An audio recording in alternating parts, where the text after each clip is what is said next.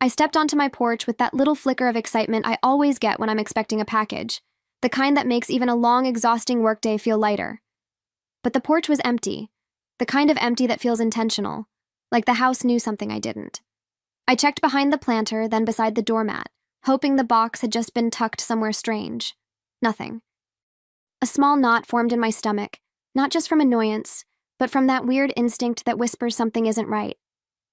I pulled out my phone, trusting the tracking page like a friend with good news. And there it was, delivered at 2:14 p.m., as if the universe were mocking me. I let out a frustrated breath I didn't even realize I was holding, feeling the irritation crawl up my spine. "Great," I said out loud, because sometimes speaking the anger makes it feel less ridiculous. Either they lied or someone stole it. The words felt heavier than the situation deserved, but I couldn't shake the tension pulsing in my chest. Maybe it was the week catching up with me, or maybe it was something I couldn't name yet. I stared at my front door, wondering how a simple missing box had already ruined my evening. But the truth is, it wasn't about the package anymore. It was the emptiness, and the strange unease curling beneath it. Then I remembered Mrs. Collins's camera, how it pointed right at my door like a guardian that never blinked. The thought sparked a little hope, the kind that nudges you forward even when you're tense. Maybe she saw something, I said to myself as I headed down the steps, my keys still dangling from my fingers.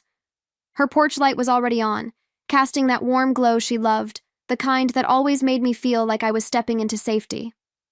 I knocked, half embarrassed, half desperate for answers. And as the door opened, that uneasy feeling in my chest grew sharper, almost like a warning waiting to unfold. Mrs. Collins greeted me with that familiar, gentle smile, the kind that always reminded me of cinnamon tea and warm blankets. "Of course, dear. Come in," she said, and just hearing her voice eased some of the tension pressing against my ribs. I stepped inside, breathing in the comforting scent of lavender she always kept in her hallway. For a moment, it grounded me, reminding me that not everything in life feels chaotic. We walked toward her monitor, the little screen glowing in the dim light, almost like it was holding secrets it wasn't sure I was ready to see.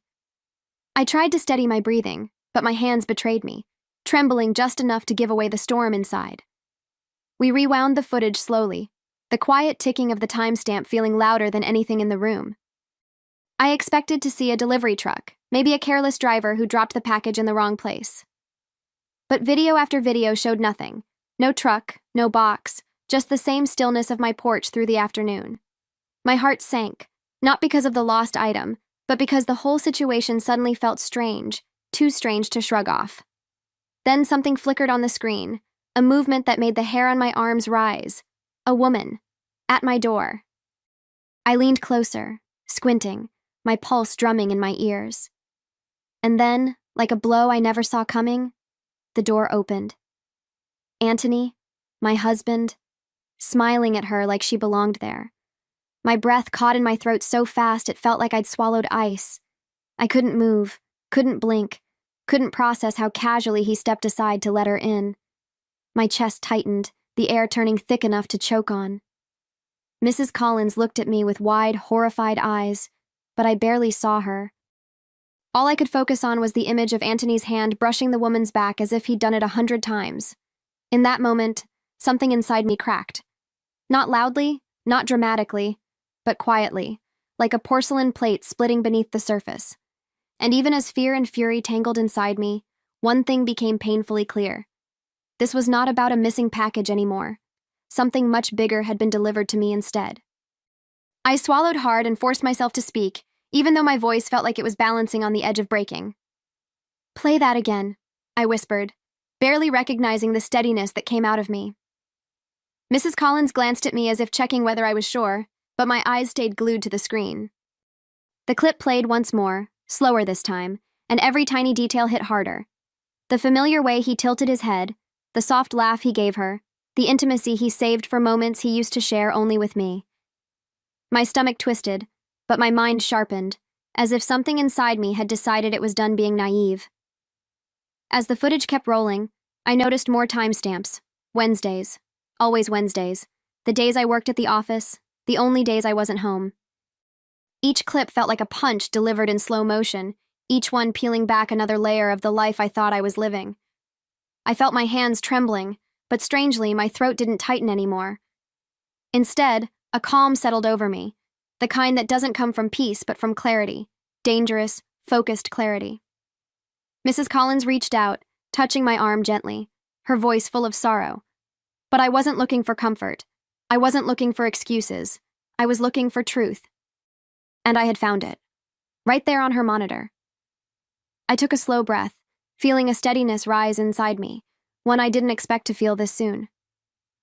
"I've been home every weekday except Wednesdays," I murmured, the realization slicing clean through the chaos in my head. Mrs. Collins gasped softly, but I tightened my jaw, refusing to crumble. "Don't be sorry," I told her when she apologized, my voice flat but determined. "Just help me catch them." In that moment, something in me shifted, like a hinge clicking into place, ready to open a door I never wanted to face. And as we planned our next move, I could already sense that Wednesday wouldn't be just another weekday anymore. It would be the beginning of something else entirely. My heart pounded so loudly it felt like it was echoing inside my skull, each beat sharper than the last. I sat there in Mrs. Collins's living room, staring at the frozen frame on her monitor, the woman's face half turned, Antony's hand on the small of her back like it belonged there. I felt heat rush through me, not the kind that comes from anger alone, but the kind that comes from humiliation, shock, and a betrayal so intimate it claws at your lungs. "Play that again," I whispered, though the words felt scraped out of me, thin and trembling. I needed to see it clearly. I needed proof that my mind wasn't twisting things out of fear. Mrs. Collins hesitated, her hand hovering above the rewind button as if she were afraid the truth might hurt me even more the second time. But I nodded, because whatever pain was coming, it was already there anyway. The clip replayed, every second dragging across my skin like sandpaper. There was no mistaking the way Antony smiled at her, no missing the way she swayed into him as if she knew exactly where she belonged. My chest tightened, but there was something else rising too, a coldness, a quiet resolve that I didn't know I had in me. Mrs. Collins gasped softly and covered her mouth. "Patricia, is that—" she started, and all I could say was, "Yes, yes it is." We scrolled back further, Wednesday after Wednesday, like peeling back layers of a life I didn't realize had been rotting underneath the surface. I watched my own front door open to that woman again and again and again, always welcomed, never hesitant. Every touch between them felt like a new cut, shallow but accumulating, carving out everything I thought I knew about my marriage. My hands trembled, but my voice didn't. Not anymore. "I've been home every other day," I said quietly, almost as if I were narrating my own unraveling. "Except Wednesdays." The room felt colder, heavier, charged with a truth that couldn't be undone. And deep inside that storm of emotions, a question began forming, one I knew I would have to answer soon. As the footage kept rolling, something inside me shifted, slowly, deliberately, like gears locking into place. I wasn't crying, though I could feel the sting building behind my eyes. Instead, a strange calmness settled over me, almost eerie in its steadiness. It was the kind of calm that comes not from peace, but from clarity, the moment you finally stop doubting your own instincts. "Mrs. Collins reached over and squeezed my hand, her voice trembling. "Oh, honey, I'm so sorry." But her sympathy felt far away, like it was floating in a room I wasn't fully in. I wasn't sorry. I wasn't scared. I was waking up. I leaned closer to the screen, watching every detail with the precision of someone cataloging evidence. The way the woman brushed her hair before knocking. The way Antony always glanced over his shoulder before letting her inside. The way he touched her lower back, gentle but familiar, like muscle memory.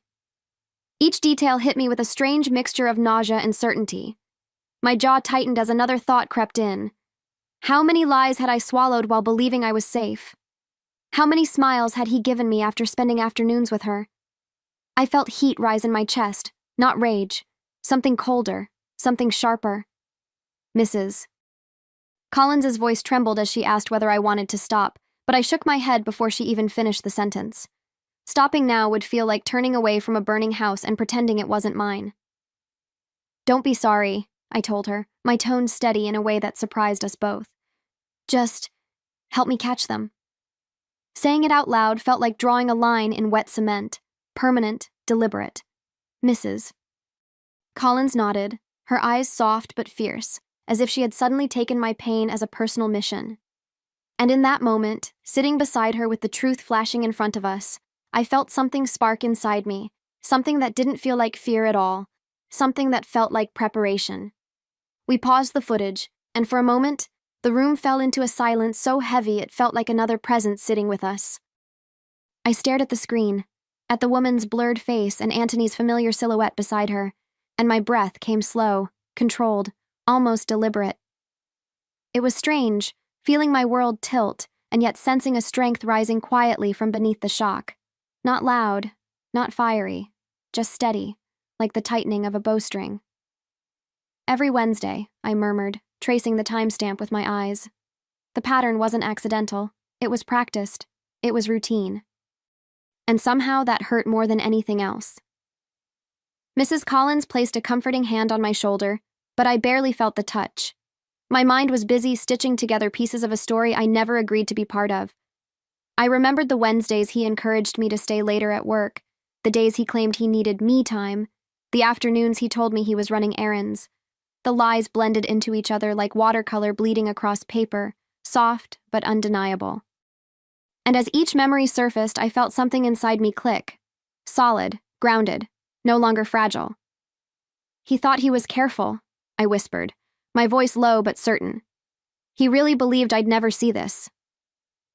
Mrs. Collins looked at me with a mix of worry and admiration, as though she wasn't entirely sure what kind of woman was forming in front of her. I wasn't sure either, but I knew I wasn't the same person who had walked into her house asking about a stolen package. I felt my shoulders straighten, my breathing steady, my heartbeat no longer frantic but focused. "We're catching them," I said, and the conviction in my voice surprised even me. Mrs. Collins nodded firmly, placing her hand over mine. And as we began planning, timing, angles, what to record, where to wait, I felt a shift, quiet but powerful, settling inside my bones. Something was coming on Wednesday, and this time I would be ready. Wednesday arrived with a tension so thick it felt like it lived under my skin. I moved through the morning in a strange, controlled rhythm, pouring coffee, buttering toast, smiling at Antony as if nothing in the world had shifted. Pretending was harder than I expected, but not impossible. There was a power in silence, in playing along, in watching him act like the man he pretended to be. "Long day ahead at the office," I said lightly, letting the words float between us like they always had. He kissed my forehead, warm and casual, and I swallowed the bitterness rising in my throat. Inside, every muscle felt tight, coiled, disciplined. When I stepped out of the house, I let the door close gently behind me, taking a few slow breaths as I walked toward the car. My hands trembled for a moment, just a flicker, before I forced them steady again. I drove just far enough for him to believe I was gone for the day, but the moment I turned the corner, I parked and let my heartbeat settle back into its fierce, determined rhythm. I wasn't running from the truth anymore. I was stalking it. Walking toward Mrs. Collins's house, I felt a strange mix of dread and certainty swirling inside me, almost like two currents meeting in the same river. My phone felt heavy in my hand, ready for what would unfold. Inside her living room, the camera feed glowed like a portal into another life. The life he lived when he thought I was miles away. Mrs. Collins handed me a cup of tea, though I barely tasted anything beyond the metallic tang of adrenaline. "He usually opens the door around 1, I said quietly, keeping my eyes fixed on the screen. She studied me for a moment, worry softening her features. "Are you okay?" she asked gently. I let my breath out slowly, steadying the tremor in my chest. "No," I answered honestly, "but I will be after today." And as the minutes ticked closer to 1 o'clock, I felt myself bracing, not for heartbreak this time, but for truth, for confirmation, for the moment everything would finally be undeniable. The minutes crawled, slow and heavy, each one pressing against my nerves like a cold thumb. I sat with my hands clasped tightly in my lap, watching the quiet street on the screen as if it were a stage waiting for its actors. Every sound in the room felt amplified, the hum of the fridge, the soft tick of a clock, even my own breathing. I tried to distract myself by observing small details, the way sunlight spilled across my driveway, the slight sway of a neighbor's tree in the breeze. But under all of it, there was a pulse of tension, steady and unrelenting, reminding me why I was there. I wasn't just watching, I was waiting for the truth to walk straight to my front door. At 12:58, my heart began to pound in that deep echoing way that makes you feel your pulse in your fingertips. I leaned forward, elbows on my knees, my eyes locked on the screen. Mrs. Collins murmured something reassuring beside me, but my mind was too focused to truly hear her. I felt suspended between dread and certainty, like the world was holding its breath with me.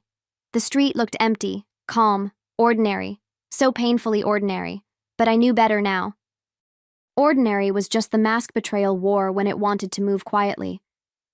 I swallowed hard, bracing myself, because the next few seconds would change everything, not just what I knew, but who I would become after today. At exactly 1:02 p.m., she appeared. The woman. The same casual confidence in her walk, the same familiarity in the tilt of her head as she approached my door. I felt my spine straighten, my breath catch, my fingers dig into my knees. And then Anthony appeared, opening the door like a man greeting his soulmate instead of his wife's worst nightmare.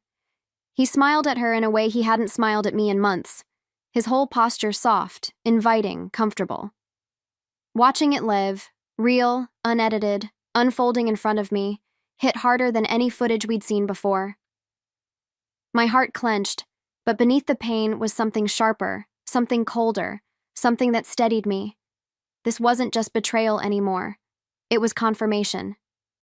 And confirmation meant action. The moment Anthony stepped aside to let her in, something inside me snapped into perfect alignment, like a lens finally focusing. I wasn't shaking anymore. I wasn't doubting or hoping or bargaining with myself. I felt grounded, rooted, almost unnervingly steady. Watching them slip into my home, the space I had built with my own hands and heart, lit a fire in me that didn't burn outward, but inward. Controlled, powerful, intentional. Mrs. Collins looked at me with wide, searching eyes, as if waiting for me to crumble. But I didn't. I sat up straighter, my jaw tightening with a resolve that felt almost physical. "It's time," I whispered, my voice low but sure. I rose from the couch, my movements calm, deliberate, as though I'd rehearsed this moment 1,000 times. My phone felt warm in my palm, charged not just with battery, but with purpose. Mrs. Collins walked behind me in silence, giving me space but refusing to leave me alone. I appreciated that, more than I could say. As we stepped outside, the cool air wrapped around me like a wake-up call, crisp and sobering. My feet moved with certainty down her steps, across the short path between our houses. Every step felt like a declaration, of awareness, of strength, of a line finally being drawn. My heartbeat thudded steadily, not from fear, but anticipation, sharp and electric. When I reached my own porch, I paused for a single breath. Just one. Not to reconsider, not to soften, but to gather the edges of myself and pull them into one solid, unbreakable point. I could hear faint sounds from inside, muffled voices, soft laughter, the last remnants of a lie they thought would stay hidden forever. I hit record on my phone, watching the red light blink like a promise. This wasn't about catching them anymore. It was about reclaiming something, my dignity, my clarity, my control. I gripped the doorknob, feeling the weight of the moment settle into my bones. And with my pulse steady and my resolve fierce, I pushed the door open, ready to face whatever waited on the other side. The door swung open with a force I didn't know I had in me, and the sound echoed through the house like a crack of thunder. I stepped inside, phone raised and recording, my breath sharp and controlled as adrenaline surged through my veins. They froze instantly, like statues caught in a spotlight they never expected. Anthony jumped back first, eyes wide, mouth hanging open, the color draining from his face as if he'd seen a ghost. She stood beside him, stiff and startled, her purse slipping from her shoulder in slow motion. Their shock hit me like fuel, igniting every ounce of determination inside me. "Hey! Both of you! Stop right there!" The words tore out of me, loud, clear, undeniable. Anthony stumbled over his own tongue, trying to rearrange his face into something innocent, something believable. Patricia? He sputtered, voice cracking as he looked between me and the phone. What are you doing here? I thought, but I cut him off before he could assemble the lie. I wasn't giving him space to create another version of reality. Not today, not ever again. The woman beside him flinched at my voice, her gaze darting around like she was searching for a way out.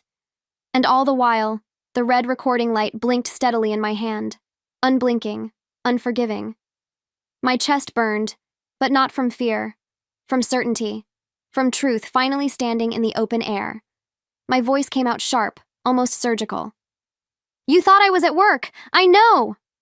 The words sliced through the room, hitting both of them at once.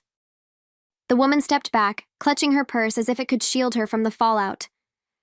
Anthony said you were separated, she stammered, her voice trembling with a mixture of fear and embarrassment. I let out a bitter laugh, short, humorless. Separated? I just kissed him goodbye this morning. The look on her face told me everything I needed to know. She had no idea she'd walked into a house built on lies, but she wasn't my problem. Not right now. My focus was on Anthony, the man who had created this chaos and thought he could hide it behind closed curtains.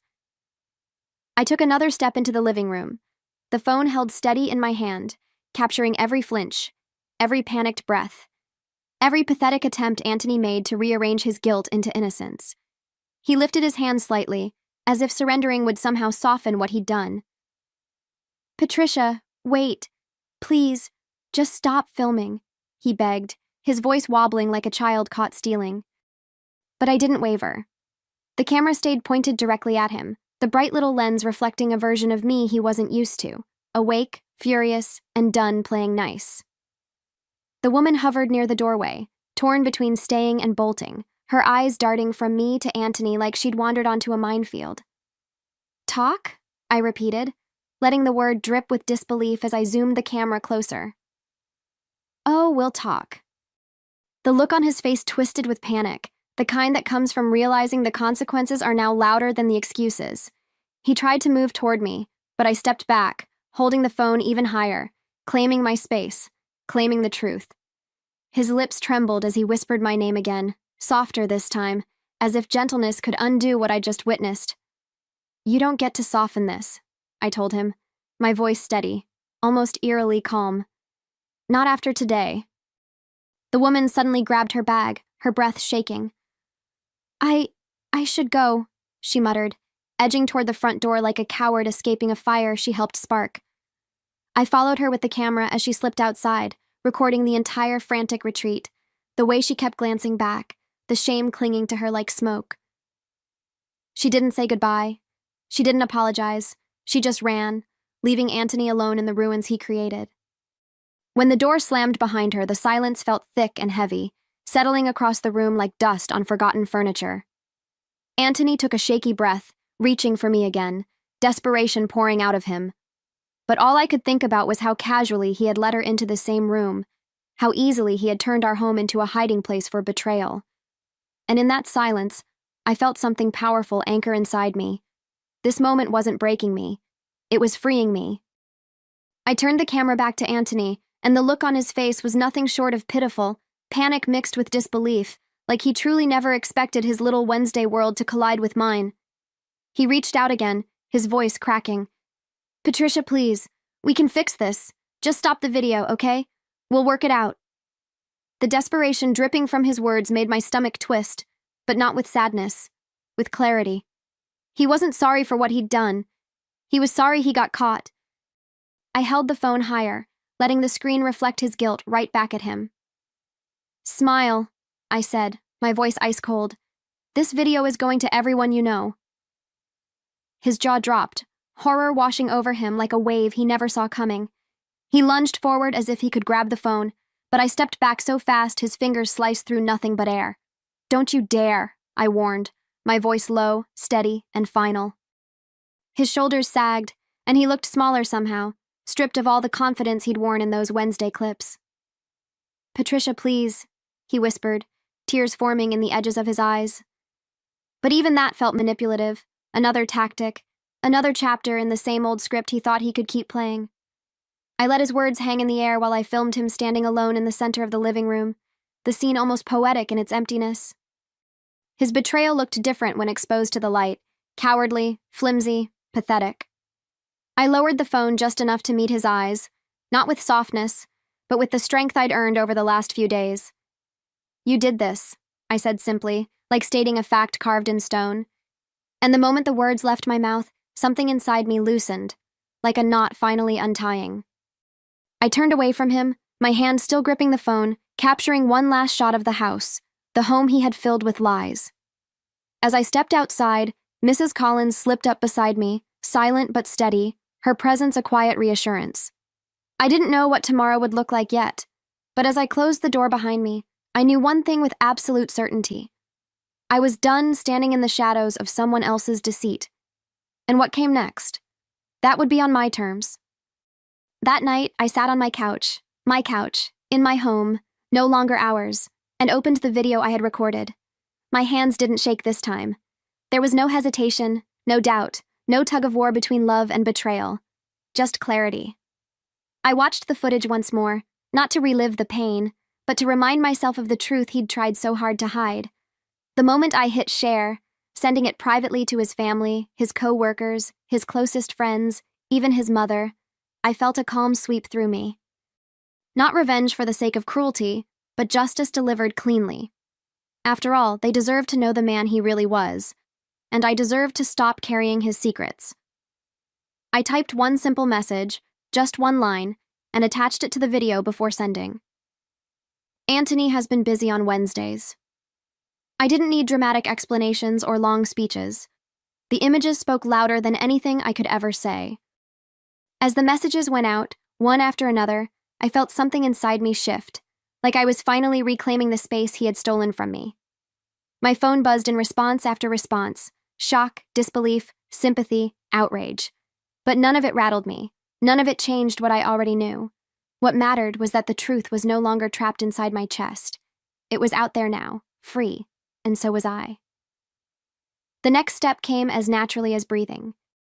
I printed screenshots of the footage, each one sharp and undeniable, and stacked them neatly into a folder.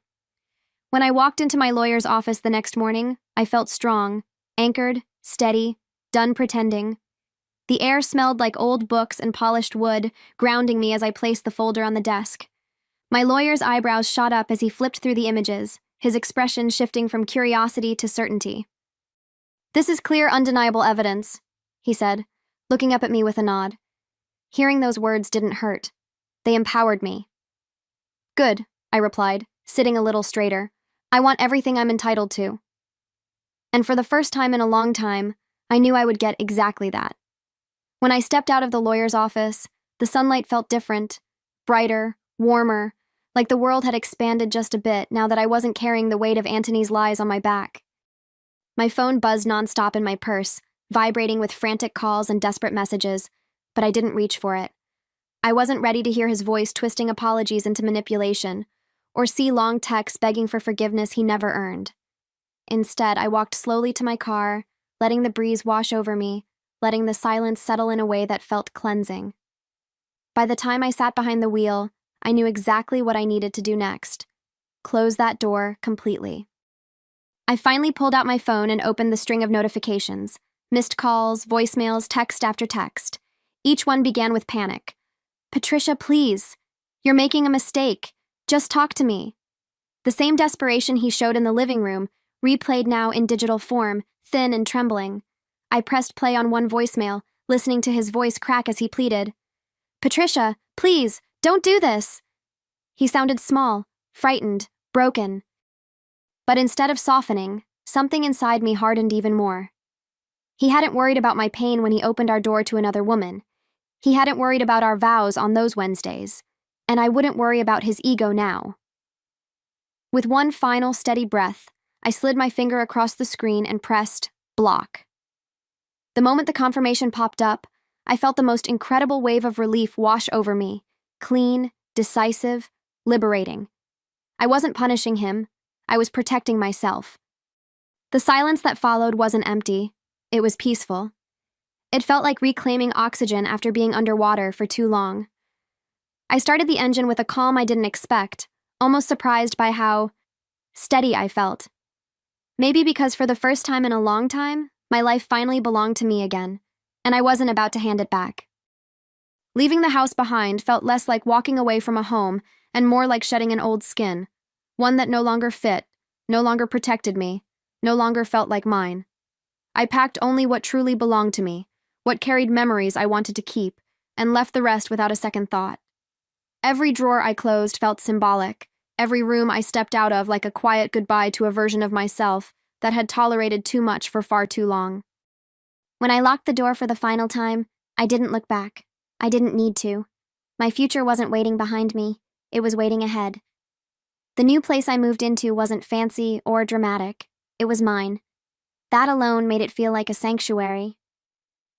I set my keys on the counter, listening to the soft clink echo through the empty space, and something inside me softened, just a little. I walked through the rooms, touching the cool walls, breathing in the fresh paint, imagining mornings without anxiety and nights without suspicion. No lies here, no secrets here. Just space to rebuild, to rediscover, to breathe freely again. As I opened the windows, letting sunlight pour in, I felt a lightness in my chest that I hadn't felt in years, maybe ever. Sitting on the edge of my new bed, I realized something unexpected. The package I had searched for, the one that never arrived, felt irrelevant now. Because in its place, I'd received a truth I never asked for, but desperately needed. A truth that shattered me just enough to set me free. I wasn't the woman pacing her porch anymore, frustrated over a missing delivery. I was someone stronger, sharper, more awake than I'd ever been. And as I took a slow breath, letting the quiet of my new life settle around me, I felt a certainty rise inside me. Whatever comes next, I'll face it with my head held high.